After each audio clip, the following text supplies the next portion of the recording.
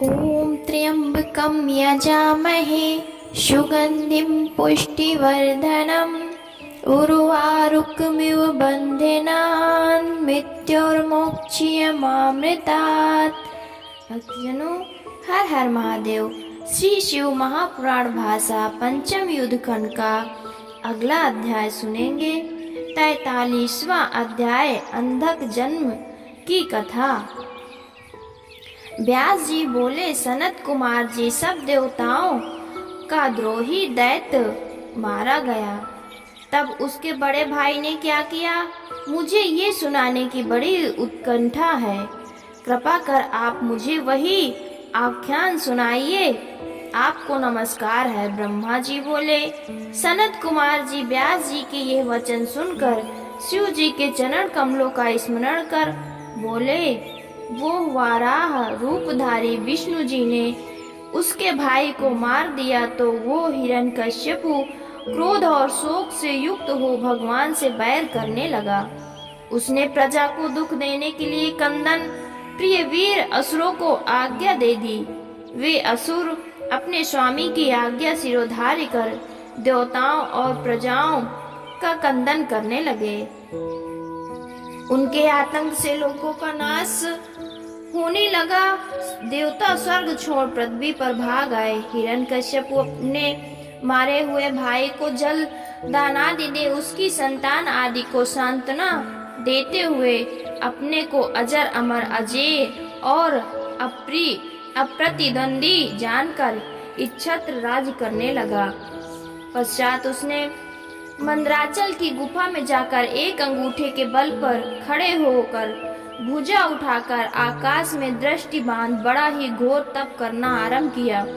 कुछ काल में देवताओं ने असुरों को जीतकर अपने अधिकार कर लिया। उधर जब हिरण्यकश्यप ने तप तेज से निकली अग्नि सब लोगों को बाधा देने लगी तो उससे तप्त होकर देवता दुखी हो ब्रह्मा जी के पास पहुँचे। ब्रह्मा जी उसे वर देने गए। हिरण्यकश्यप ने कहा, मुझे कभी मृत्यु का भय न हो, ना मैं कभी इस अस्त्र पास वज्र सूखा वृक्ष और गिरीन्द्र से ना मर सकूं, तथा जल और अग्नि भी मुझे ना मार सके।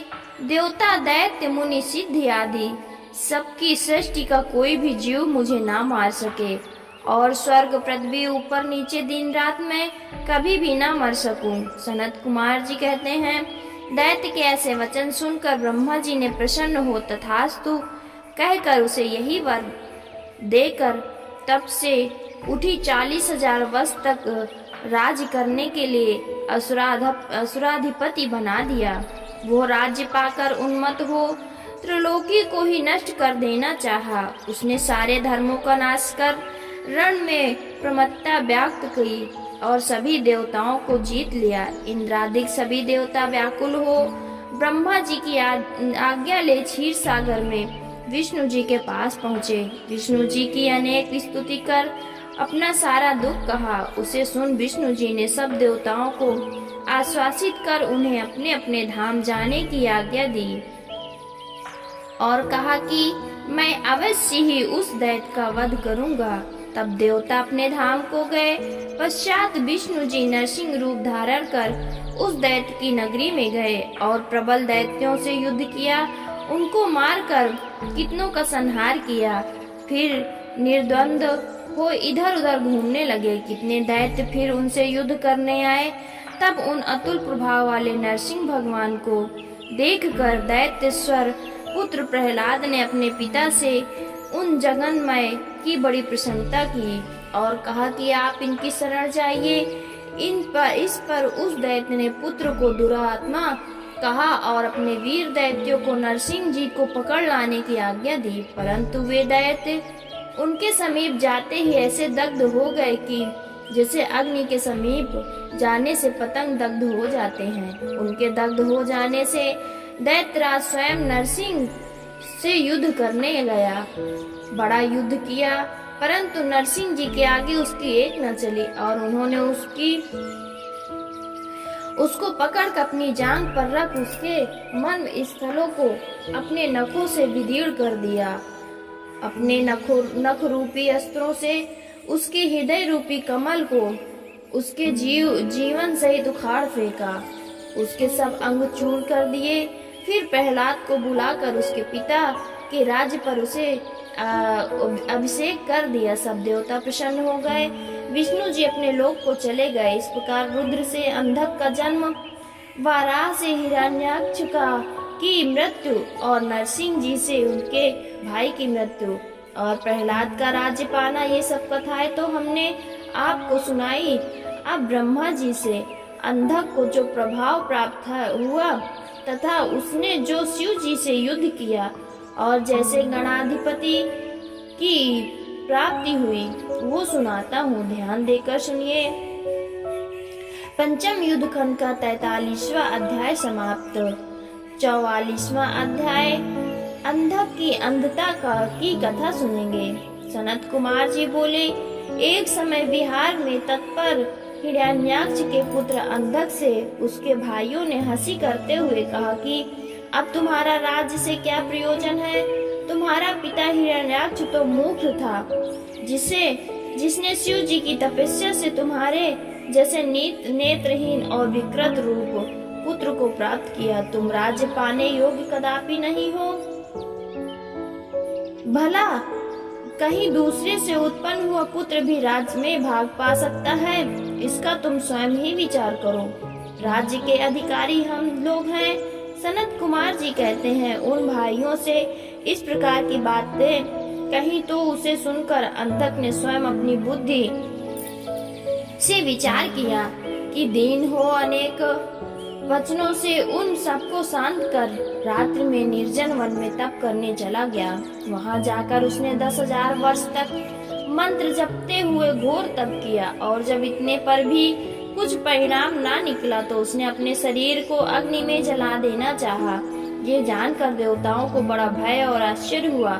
उन्होंने ब्रह्मा जी के पास जाकर उनकी बड़ी स्तुति की तो ब्रह्मा जी उसे वर देने गए और कहा, हे दानव, मैं तुम पर प्रसन्न हूँ, जो चाहो वर मांगो। उसने कहा, मेरे निष्ठुर भाइयों ने मेरा राज्य छीन लिया, अतः वे प्रहलाद आदि सब मेरे भ्रातृ हो जावे, मुझ अंधक के दिव्य नेत्र हो जाए, इंद्रादि सब देवता मुझे कर देवे और कोई मुझे मार ना सके, चाहे देवता, गंधर्व, यक्ष, सिद्ध, किन्नर और मनुष्य तथा नारायण और सर्वमय शंकर ही क्यों ना हो।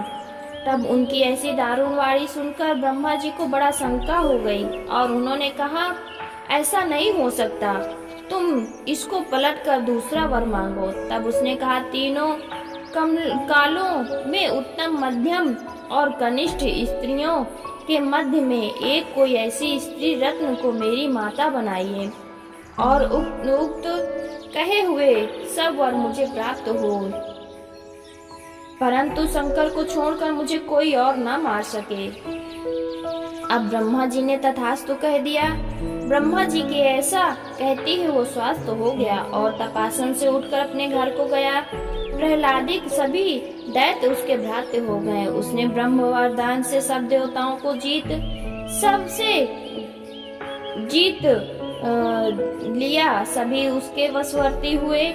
वो मदान्ध हो दुष्टों का साथ करने लगा। उसने अपने सभी मुख्य पुत्रों का तिरस्कार कर वैदिक धर्मों का नाश कर दिया। करोड़ों वर्षों तक उसने ऐसा ही वेद, गुरु, ब्राह्मण और देव विरोधी राज्य किया। धर्म से मदान्धता ने उसे कुगार्मी बना दिया, कुमार्गी बना दिया। एक समय जब वो अपनी सेना लेकर मंदराचल पर्वत पर गया तो वो वहाँ की स्वर्णमयी शोभा से आकृष्ट हो उसने अपना एक अद्भुत गृह निर्माण करना चाहा तथा मंदिर के शिखर पर उसने ये इच्छा पूर्ण भी कर ली। फिर वहाँ कुछ दिन के लिए ठहर भी गया। एक दिन उसके मंत्रियों ने आकर उससे वहाँ स्थित एक सुंदर स्त्री का परिचय सुनाया और कहा कि वो परम सुंदरी और परम तपस्विनी भी है तथा उसके पास जटाजूटधारी त्रिशूलधारी एक पुरुष भी बैठा है। उसके समीप में ही एक वृक्ष से बंधा हुआ वहाँ एक सुंदर वृषभ भी है। इस प्रकार उन मंत्रियों से उससे महेश्वर और उनकी भार्या का परिचय दिया तथा ये भी कहा कि आप चलकर उन्हें देख लीजिए। उसने कहा, नहीं, मैं उन्हें देखने क्या जाऊं? तुम सब मेरे मंत्री हो, जाकर उससे उसकी सुंदरी को मांग लाओ। तब उस महादैत्य अंधक की आज्ञा पाकर शिरोधार्य कर उसके दुर्योधन, वैधस और हस्ति नामक मंत्रियों ने मंदर की गुफा में बैठे हुए शिव जी के पास जा उनके रूप आदि का अनेक प्रकार का से हास्य करते हुए उनकी प्रिय भार्या जगन माता को दैत्य के लिए मांगना आरंभ किया। उसे सुनकर शिव जी हंसने लगे और कहा, अरे दुष्टो, तुम सब मुझसे ऐसा क्या कहते हो? मेरे तो कोई माता पिता भी नहीं और ना मेरा कोई वैसा संबंध भी है। फिर भी मैं चराचर का स्वामी यहाँ गुप्त रहकर अपना एक पाशुपत समाप्त कर रहा हूँ। ये सर्वव्यापिनी सिद्ध रूपा मेरी स्त्री है। इन